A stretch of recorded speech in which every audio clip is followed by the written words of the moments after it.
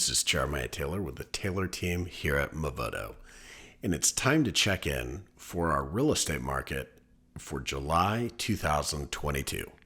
This month has no shortage of interesting changes. What you'll notice here is across all three of the markets that we serve here at the Taylor team, we're still seeing strong year-over-year price increases. Tucson up 13.5%, San Diego up 10%, and Austin up 9%. Now, if you've been paying attention to these monthly updates, what you'll notice is that month over month, so from June to July, these prices have pulled back slightly. This is super common, and although the media likes to use these to make flashy headlines, generally every year as we come into the fall months, we expect to see the average price of homes that are selling retreat slightly. But what we really look for is the year-over-year price gains. So this is this July versus last July, because historically we would expect July to be a little softer than June, August to be a little softer than July, etc., until we get to the end of the year, and then we'll start to build again. So really kind of nothing doing as far as prices go. But as you click a level deeper and you start to look at the active listing counts across these three markets, what you'll notice is that there is substantially more inventory on the market in all of these markets. Now, Austin obviously showing the highest rate of change at 264% increase in inventory. Now, it'd be easy to look at that and think, oh my goodness, there's so many homes for sale in Austin.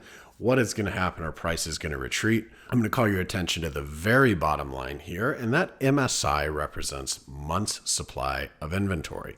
What's months supply of inventory means is if we didn't list any more real estate and we just ran through what we have on the market, how long would it take to sell those homes? The answer is that between 5 to 7 months of inventory is what's considered a balanced real estate market. When you're under 3 months of inventory, that is considered an extreme seller's market. And really, it's generally kind of an unhealthy market. It means homes are selling much faster than 30 days. Often multiple offers, bidding wars, etc. So what you'll see, Tucson 1.6 months of inventory up from 1 last year, San Diego 1.8 up from 1.2, and then Austin 2.7 up from 0.9. All three of these are still really fairly strong sellers markets. Now, what's interesting with Austin going from 0.9 to 2.7, it's kind of like when you're driving on the freeway, maybe you go to pass somebody, you speed way up over the speed limit, and then when you slow back down to that speed limit, all of a sudden, it feels like you're not going all that fast. Well, the reality is at 2.7 months of inventory, that is still a quite healthy real estate market here in Austin. We have certainly lost a little bit of velocity out of the market across all three of these markets. I'll call your attention to the closed and pending sales lines. Tucson down 24% and closed, San Diego 43%. Austin 29.5. And what that really comes down to is, interest rates have come up. That has put a downward pressure on affordability and buying power for people. And if you just keep in mind that 2/3 of the people that are buying in any given market are also the same people that are going to be selling in that market, because only about 1/3 of people are first-time home buyers, what that leads you to is our second row, which is new listings, which across all three markets, we have fewer new homes coming to market. And so this is what we expect when we see an affordability crunch like what we're seeing, where rates have come up, spiked into the 6s. Now, luckily, they've settled back into the low 5s as of here in early August, but it still puts downward pressure on the market from a velocity standpoint. That is not necessarily directly correlated to downward pressure on prices. So if you're somebody that's waiting for those prices to come back down, it may or may not happen. We do expect to see more inventory come on through these fall and into the winter months.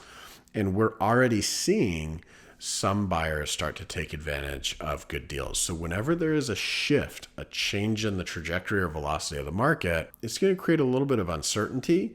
And if you can stay focused on the facts, work with a professional, you can absolutely take advantage of that opportunity.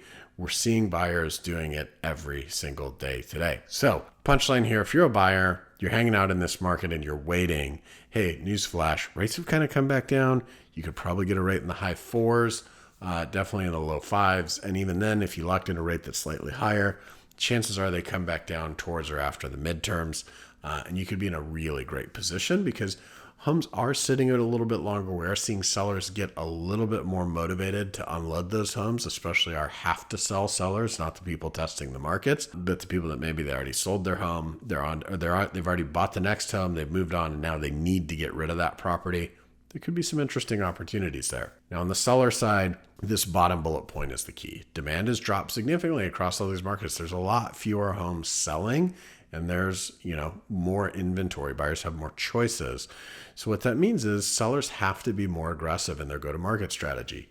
Now, here's the great news. In the last 2 weeks alone, we have put 3 new properties on the market, and all 3 of those have obtained offers within the first 10 days on the market, and one of them even got multiple offers. But what that means is that those properties were priced appropriately, they were staged appropriately, and they were marketed appropriately, because we're going to choose a price that is going to cause them to sell. And that's something that our team is quite good at. And we would love to consult with you if you're thinking about putting your property on the market and help you choose the strategy that is going to be most effective. So stay tuned as we come into the fall months. I think the market's going to get more and more interesting as we go. Signing off, it's Jerimiah Taylor with the Taylor team here at Movoto.